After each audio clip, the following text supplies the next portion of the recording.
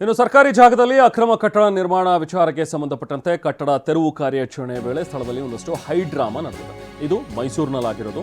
ಮೈಸೂರಿನಲ್ಲಿ ಒಂದು ಸರ್ಕಾರಿ ಜಾಗದಲ್ಲಿ ಅಕ್ರಮವಾಗಿ ಏನೊಂದು ಕಟ್ಟಡವನ್ನು ಕಟ್ಟಿದ್ದು, ಅದನ್ನು ನಿರ್ಮಾಣ ಮಾಡಿದಂತಹ ಒಂದು ಪ್ರಕರಣ ಏನಿತ್ತು, ಸೊ ಅದನ್ನು ತೆರವು ಮಾಡಬೇಕು ಅನ್ನುವಂಥ ಕಾರ್ಯಾಚರಣೆ ನಡೀತಾ ಇದೆ. ಮೈಸೂರಿನ ಹೆಬ್ಬಾಳನಲ್ಲಿರುವಂತಹ ಸರ್ಕಾರಿ ಜಾಗ ಇದು. ಕಾರ್ಯಾಚರಣೆಗೆ ಕಟ್ಟಡ ನಿರ್ಮಾಣ ಮಾಡ್ತಾ ಇರೋರು ಅಡ್ಡಿಪಡಿಸ್ತಾ ಇದ್ದಾರೆ. ಜೆಸಿಬಿ ಮೇಲ್ ಹತ್ತಿ ಹೈ ಡ್ರಾಮಾ ಸೃಷ್ಟಿಸಿದ ಕುಟುಂಬ. ಕೊನೆಗೂ ಕಟ್ಟಡ ತೆರವು ಮಾಡಿದರೆ ಈಗ ಅಧಿಕಾರಿಗಳು.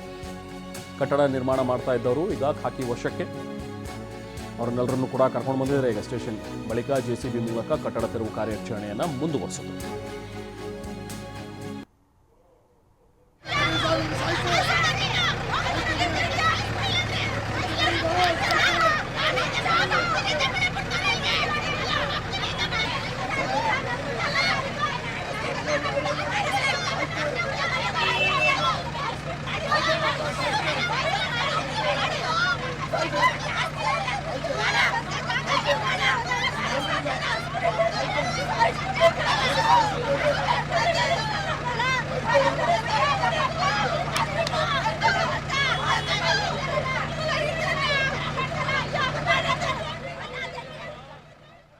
ಒಂದು ಹೆಬ್ಬಾಳ ಗ್ರಾಮ.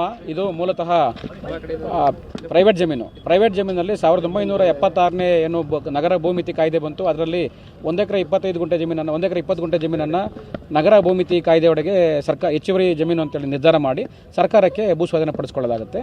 ಅದಾದಮೇಲೆ ಉಳಿದಂತೆ ಏನು 3 ಎಕರೆ 31 ಗುಂಟೆ ಜಮೀನು ಇರುತ್ತೆ, ಅದನ್ನು ಪರಸ್ಪರ ಒಪ್ಪಂದದ ಮೇರೆಗೆ ಮೂಡಾಗೆ ಭೂಸ್ವಾಧೀನ ಆಗಿ ಪರಿಹಾರ ಕೂಡ ತಗೊಂಡಿದ್ದಾರೆ ಅವರು. ಈ ಉಳಿಕೆ ಏನು ULC ಜಾಗ ಇತ್ತು, ನಗರ ಭೂಮಿತಿ ಕಾಯ್ದೆ ಜಾಗ ಇತ್ತು, ಆ ಜಾಗದ ಆದೇಶದ ವಿರುದ್ಧ ಸುಮಾರು 40 ವರ್ಷ ಆದಮೇಲೆ ಯಾರಿಂದ ಭೂಸ್ವಾಧೀನ ಆಗಿತ್ತು ಅವರು ಹೈಕೋರ್ಟ್ಗೆ ಚಾಲೆಂಜ್ ಮಾಡ್ತಾರೆ.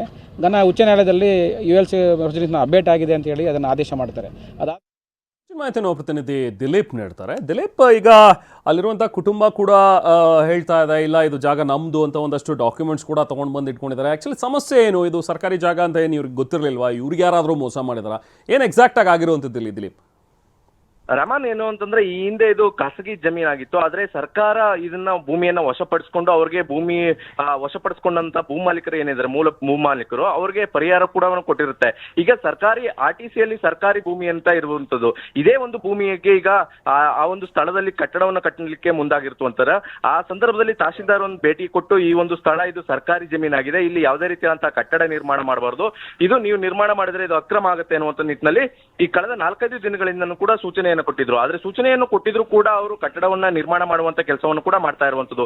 ಅದ್ರೂ ಕೂಡ ಈ ಒಂದು ಪ್ರಕರಣ ಹೈಕೋರ್ಟ್ ನಲ್ಲಿ ಇರುತ್ತೆ. ಹೈಕೋರ್ಟ್ ನ ಸೂಚನೆಯಂತೆ ಇಲ್ಲಿ ಬೇರೊಬ್ಬರಿಗೆ ಹೆಸರಿಗೆ ಈ ಒಂದು ಜಮೀನಾಗಿರುತ್ತೆ. ಮೊದಲನೇದಾಗಿ ಸರ್ಕಾರಿ ಅಂತ ಆಗಿರುತ್ತೆ. ಸರ್ಕಾರಿ ಆದ್ಮೇಲೆ ಅದನ್ನ ಬೇರೆಯವ್ರಿಗೆ ಸರ್ಕಾರ ಇನ್ನೊಬ್ಬರಿಗೆ ಅದನ್ನ ಪರಬಾರೆ ಮಾಡ್ಕೊಡ್ಬೇಕಾಗಿರುತ್ತೆ. ಆದ್ರೆ ಈ ನಡುವೆ ಮತ್ತೊಬ್ಬರು ಬಂದು ಈ ಒಂದು ಸ್ಥಳದಲ್ಲಿ ಕಟ್ಟಡ ನಿರ್ಮಾಣ ಮಾಡ್ತಿದ್ದ ಕಾರಣಕ್ಕೋಸ್ಕರ, ಸರ್ಕಾರಿ ಜಾಗ ಆಗಿರುವ ಕಾರಣಕ್ಕೋಸ್ಕರ ಸದ್ಯಕ್ಕೆ ಇದನ್ನ ನೀವು ಯಾವುದೇ ಕಾರಣಕ್ಕೂ ಕಟ್ಟಬಾರದು ಅನ್ನುವಂತ ನಿಟ್ಟಿನಲ್ಲಿ ತಡೆಯಕ್ಕೆ ಮುಂದಾಗ್ತಾರೆ. ಆ ಸಂದರ್ಭದಲ್ಲಿ ಅವರು ಇದು ನಮ್ದು ಜಾಗ, ನಮ್ಮ ಹೆಸರಿನಲ್ಲಿ ಇದೆ ಅನ್ನುವಂಥದ್ದನ್ನು ಕೇಳ್ತಾರೆ. ಆದ್ರೆ ಅವರ ಬಳಿ ಯಾವುದೇ ರೀತಿಯಂತ ದಾಖಲೆ ಇಲ್ಲದ ಕಾರಣಕ್ಕೋಸ್ಕರ ಈ ಒಂದು ಕಟ್ಟಡವನ್ನ ತೆರವು ಮಾಡುವಂತ ಕೆಲಸಕ್ಕೆ ತಹಶೀಲ್ದಾರ್ ಮುಂದಾಗಿರುವಂತದ್ದು. Rama, thank you Dilip.